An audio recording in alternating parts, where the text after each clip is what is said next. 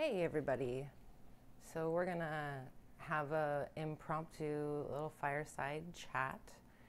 Our fireside this evening is the newest feature of Dreamseed VR. You can see that I have a green screen behind me with lots of clips of different pieces that I've made over the past 2 years or so in Tilt Brush and virtual reality. So yeah, feast your eyes on that. I'm really excited about having fine-tuned this. It's a different studio space for me, so I'm gonna take a little bit of time getting used to it. Previously, we were in my bedroom right next to my bed, which kind of seems cool and appropriate considering dreams are such a theme in our little broadcast.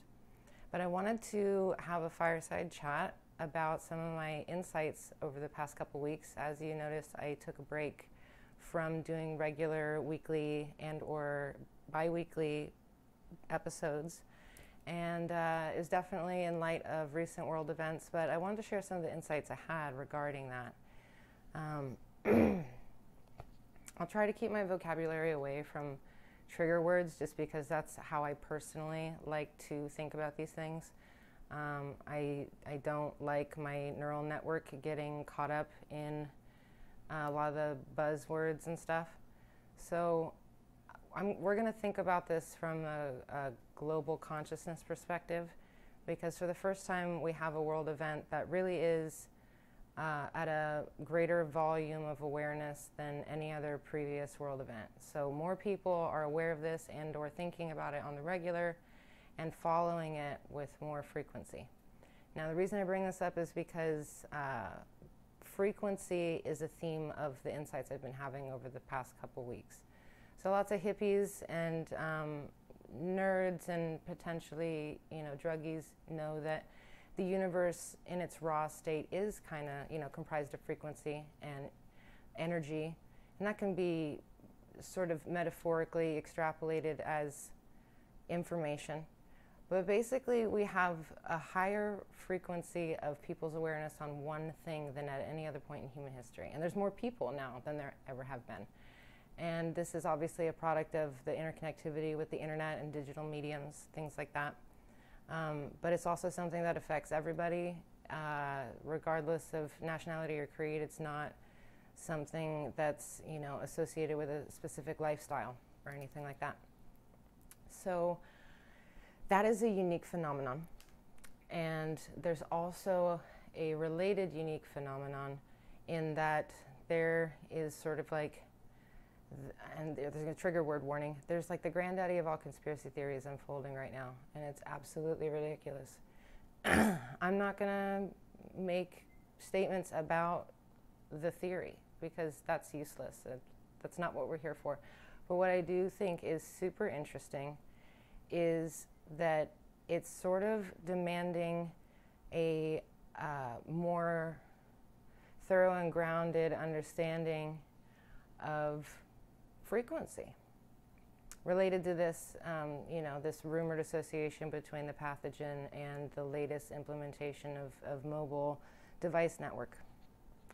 So I think it's interesting that as the public asks more questions about this new mobile network system, that they have to have a higher literacy of science and physics in order to have an appropriate understanding. Sorry, I get really tense in my joints and I crack my joints a lot. So pardon me cracking my sternum.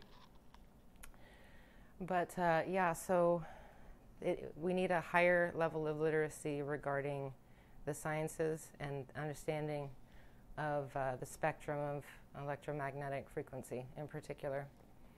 And all of these things remind me of a phenomenon that's happened throughout human history where as we progress technologically, you find that we come across friction because we don't have a fully fleshed understanding of the processes that we're taking on as our new techniques. And so, for example, when you go back to the agricultural revolution and era, human beings had to learn how to separate their water sources between humans and animals and agriculture and crops. Because if they didn't, they would end up with typhoid or diphtheria or all different kinds of pathogens. And as we moved into the chemical and industrial eras, we found that we needed to have ways of capturing and partitioning and filtering different chemicals that, if they were just released, wholesale into the environment, would wreak havoc. And so we've seen companies try to dodge, and successfully dodge, being responsible for several different kinds of chemicals, endocrine disrupting chemicals as well as carcinogenic ones. And let me know in the comments if you want me to share what I know about that. I know quite a bit about that stuff. So as we move from an agricultural era into, a technological era, chemical era, information age, into now we have biotechnological and even nanotechnological. So these different fields and eras of progress all have their own respective friction that come with them that is proportional to our lack of awareness, how those processes impact our lives and worlds. And oftentimes it's been a matter of keeping certain elements separate that don't go together. So in my previous example, I was talking about pathogens, keeping water separate, as well as, with pollution, keeping that from places it doesn't belong. And then you have our current situation with potentially frequencies being a new thing, and definitely experimental pathogens. So whether that is a naturally occurring pathogen or not, time will tell. But not being able to contain it in a world that is hyper-connected with jetliners that can take you from one side of the world to the other in a matter of hours, a matter of a day or so. And because those levels of friction are at an ever-increasing pace, I think that the disparity in that is starting to be seen, and on different levels people are responding. And there are different waves that are happening in so many different people's individual psyches as they respond to their routines being disrupted.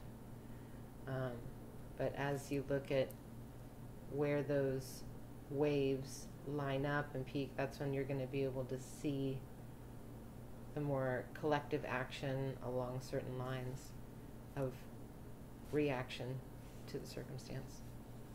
So all these people who are coming into awareness about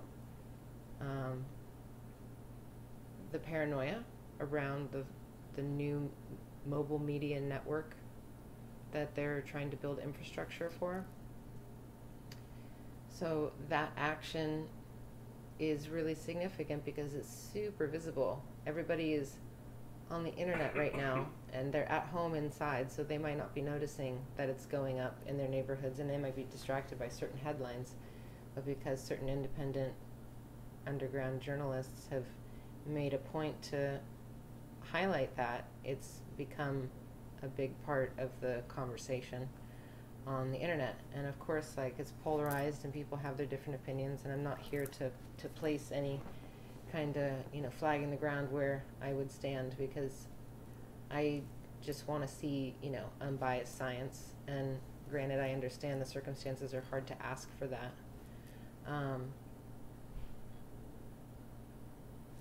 but catalyzing that kind of awareness, channeling it into something that is good for the greater populace, I think is the best circumstance. Because if you ostracize those people and shame them for asking questions, then you're just asking everybody to be sheep about it.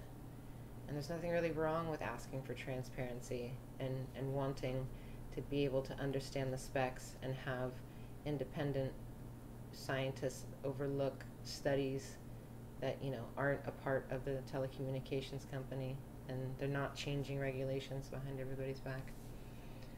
So that stuff is, like I said, relevant to the VR community, and it's relevant to the consciousness community, I would say, kind of like the hippie community or the wellness community, people who, are aware of their bodies as frequencies, and they're just like, what's going on? But as it relates to what we talk about here, these things are interesting because in virtual reality, as a medium, is going to rely on this new mobile device network system in order to stream high quality, frame rate, augmented reality, virtual reality, 360 video, all of those things. Your Pokemon Go, all that stuff. And as well as all of the things that people have not yet been able to imagine, because the strata for that kind of technology doesn't exist. So as soon as that exists, there will be lots of people whose imaginations will be sort of primed to be like, now this is possible, this is possible. So that's one of the sort of push-pulls culturally between people who, want to ask questions, have awareness of new technologies, and people who are just like, oh yeah, let's go for it. Even Scientific American covered the fact that, we should ask questions, and there's no guarantee that it is safe, but it's also a matter of how long it would take to do that kind of long-term effect testing isn't practical, and that tends to be the linchpin of that argument. Like why we can't test in a way that would satisfy people who have that question. So with our awareness of this singular pathogenic threat, as well as the implementation of this new mobile network technology, it's these sort of, how do I say, they are sort of side effects. They're little crests of waves of these deeper currents that are happening in the collective consciousness, where we're able to see people being, I don't want to say that they're like being paranoid about technology, but they understand the power of it, and I think they want to proceed with caution. And we're moving at such a hyper-accelerated rate right now that in order for there to be public trust, there needs to be a higher level of educational support for the populace. Like, we can't have idiocracy, otherwise we create a stratification between, a techno elite class who makes all of these really in-depth decisions that'll affect culture, but then at the same time you don't have the public trust because people who are less educated don't have an understanding of the safety behind those things, Pardon my phone beeping. So those are some of the insights I had. I see them as growing pains of a collective consciousness. Lots of people are going inward with their trigger word, quarantine, and they are exploring parts of themselves as well as, their relationships to other people in ways that there had been too much external noise to do before. Just in my own personal network, I've seen that, as well as, a constant mindful awareness of the great sacrifices that people are making to make sure that we can make this as a less or least damaging pandemic as possible. And the shelter in place is probably like 4 weeks in at this point. I'm not even sure. Time is dissolving.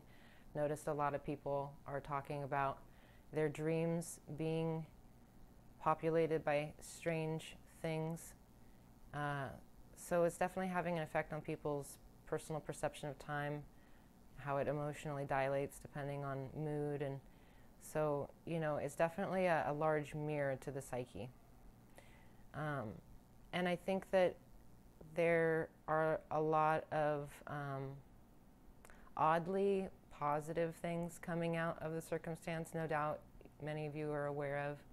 So even though it's a lot of confusion and strife, I think that when we change certain lifestyle habits on a massive scale, for us to be able to have such a quick feedback loop and see those effects is a huge part of the rewiring of the collective consciousness, where we're able to, see single points on a chart, but also be able to relate that to emissions, relate that to, like maybe plastic stuff going into landfills, as well as, just the impact of not being out in nature, how nature has come back out to sort of, take over those tourist wild spaces again. So I'm going to go ahead and leave that rant there. I have some other rants for you and potentially some other cool green screen back scrolls. If you enjoyed that, check out our other previous content and see how the channel is evolving with new technical flashy bits. Wow, my phone is really going off, pardon that. But yeah, next time I'll update you a little bit more on what's been going on during the break, as well as what I have been brewing up for the future of the channel. So thanks for your patience in between that radio silence, and thanks for listening to my freeform rant. And yeah, don't mind the cool halo here. That's just the door from outside, like passing through my green screen. But yeah, thanks again, friends. I'll talk to you next time. Bye-bye. Check out all the links and stuff, and do all the liking and subscribing. Bye.